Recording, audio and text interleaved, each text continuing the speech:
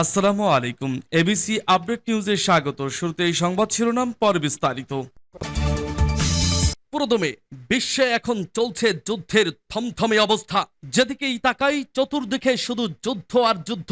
চীন, ভারত, পাকিস্তান, অপরদিকে মধ্যপ্রাচ্যে ইরান, ইসরায়েল, ফিলিস্তিন, ইয়েমেন সেনাবাহিনী, অপরদিকে ইউক্রেন, রাশিয়া। এজন্য এক মহাযুদ্ধের ডঙ্কা বাজছে।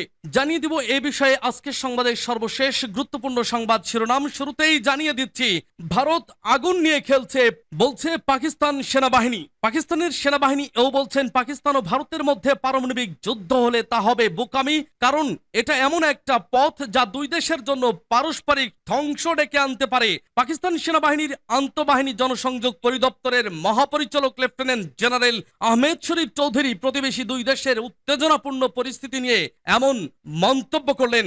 এ নিয়ে জানিয়ে দেব বিস্তারিত ডেস্ক রিপোর্টে, এবং জানিয়ে দেব বেন গুরিয়নে ফের হাইপারসনিক ক্ষেপণাস্ত্র হামলা ইয়েমেনের। এরপর জানিয়ে দিব আজকের সংবাদের সব থেকে দম ফাটানো খবর, শুধু ক্যামেরার সামনে রক্ত গরম হয় কেন, মোদীকে প্রশ্ন রাহুলের। এরপর জানিয়ে দিব পারমাণবিক স্থাপনায় হামলা নিয়ে যুক্তরাষ্ট্রকে কড়া হুঁশিয়ারি দিয়েছে ইরান। ইসরায়েল যদি ইরানের পারমাণবিক স্থাপনাগুলোতে হামলা চালায় তবে তার জন্য যুক্তরাষ্ট্রকে জবাব দিতে বাধ্য করবে ইরান। সর্বশেষ জানিয়ে দিব ভারত এই পরাজয় কখনোই ভুলবে না বলছে শাহবাজ শরীফ। শুনছিলেন সংবাদ শিরোনাম, এখন বিস্তারিত। তবে তার আগে অনুরোধ থাকবে ভিডিওটিতে একটি লাইক এবং কমেন্টস করে জানিয়ে দিন আজকের এই ভিডিও সম্পর্কে আপনার মূল্যবান মতামত। আর অবশ্যই এই ভিডিওটি আপনার ফেসবুক সোশ্যাল মিডিয়ায় শেয়ার দিয়ে ছড়িয়ে দিন, আর জানিয়ে দিন আপনি কোন জেলা থেকে বা কোথা থেকে আমাদের সংবাদটি শুনছেন এবং দেখছেন।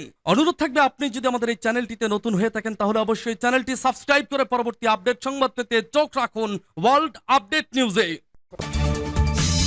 ভারত আগুন নিয়ে খেলছে বলছে পাকিস্তানের সেনাবাহিনী। পাকিস্তান ও ভারতের মধ্যে পারমাণবিক যুদ্ধ হলে তা বোকামি হবে, কারণ এটা এমন একটা পথ যা দুই দেশের জন্য পারস্পরিক ধ্বংস ডেকে আনতে পারে। পাকিস্তান সেনাবাহিনীর আন্তঃবাহিনী জনসংযোগ পরিদপ্তরের মহাপরিচালক লেফটেন্যান্ট জেনারেল আহমেদ শরীফ চৌধুরী প্রতিবেশী দুই দেশের উত্তেজনাপূর্ণ পরিস্থিতি নিয়ে এমন মন্তব্য করেছেন। তিনি বলেছেন এটা পারমাণবিক যুদ্ধ একটা অভাবনীয় এবং অযৌক্তিক ধারণা। দুই দেশের মধ্যে সাম্প্রতিক উত্তেজনার পর পাকিস্তানের সেনাবাহিনীর আন্তঃবাহিনী জনসংযোগ পরিদপ্তরের মহাপরিচালক জেনারেল আহমেদ শরীফ চৌধুরী বিবিসি সহ কয়েকটা আন্তর্জাতিক গণমাধ্যমকে সাক্ষাৎকার দিয়েছেন। সাক্ষাৎকারে তিনি বলেছেন পাকিস্তান শান্তি চায়, কিন্তু যদি চাপিয়ে দেওয়া হয় তাহলে তারা যুদ্ধের জন্য সব সময় প্রস্তুত। ভারত ও পাকিস্তানের মধ্যে সম্ভাব্য যুদ্ধ সম্পর্কে কথা বলতে গিয়ে তিনি অভিযোগ তুলেছেন ভারত যেভাবে উদ্বুদ্ধ দেখাচ্ছে এবং ন্যারেটিভ অর্থাৎ আখ্যান ছড়াচ্ছে তাতে বর্তমান আবহে যে কোনো সময় স্ফুলিঙ্গ দেখা যেতে পারে। তার কাছে জানতে চাওয়া হয়েছিল বাস্তবে পাকিস্তান ও ভারতের মধ্যে পরমাণু যুদ্ধের কোনো আশঙ্কা আছে নাকি প্রতিরোধ গড়ে তুলতেই এই প্রসঙ্গ আনা হচ্ছে।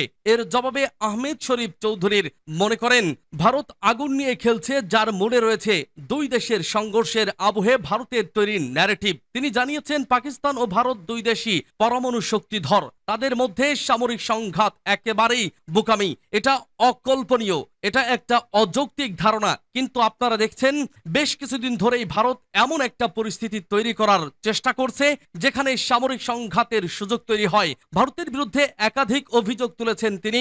আহমেদ শরীফ চৌধুরীর কথায় আমরা দেখতে পাচ্ছি কয়েক বছর পর পর ভারতের পক্ষ থেকে মিথ্যা ন্যারেটিভ আখ্যান তৈরি করা হচ্ছে এবং সেই ন্যারেটিভও সেকেলে গোটা পৃথিবী এখন জানতে পেরেছে যে প্রথম দিন থেকেই ভারতের যে অবস্থান ছিল সেটা ভিত্তিহীন। এমনটা কয়েক বছর অন্তর অন্তর পুনরাবৃত্তি করা হয়।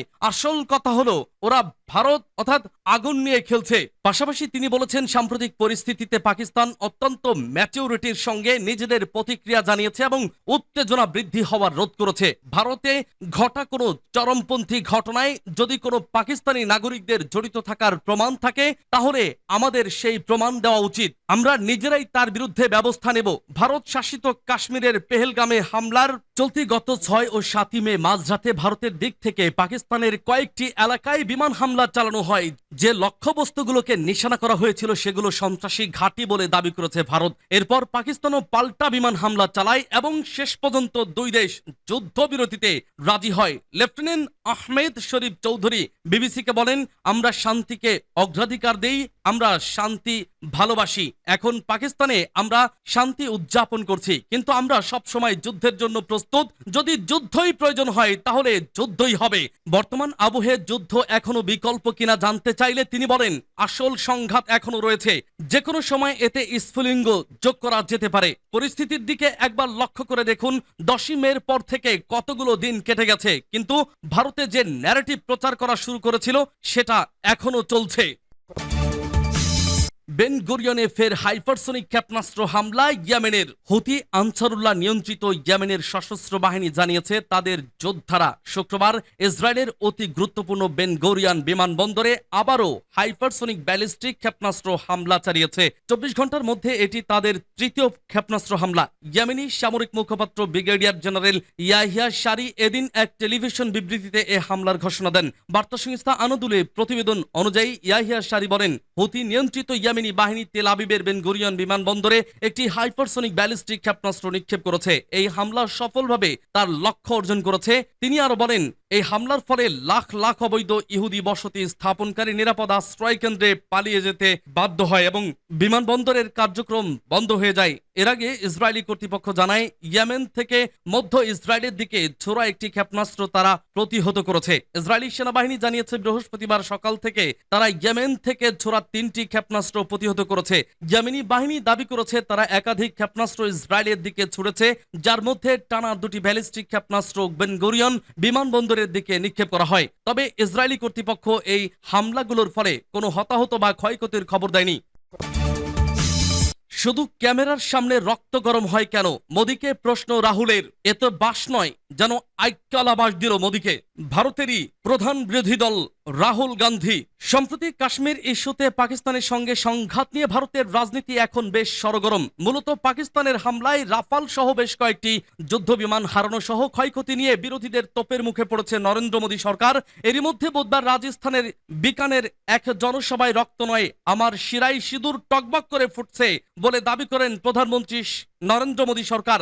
এরই জবাবে বৃহস্পতিবার তাকে খোঁচা মেরে কথা বলেছেন দেশটির প্রধান বিরোধী দলীয় নেতা রাহুল গান্ধী। কংগ্রেস নেতা মোদীকে খোঁচা দিয়ে প্রশ্ন তুলেছেন, শুধু ক্যামেরার সামনেই আপনার রক্ত গরম হয় কেন?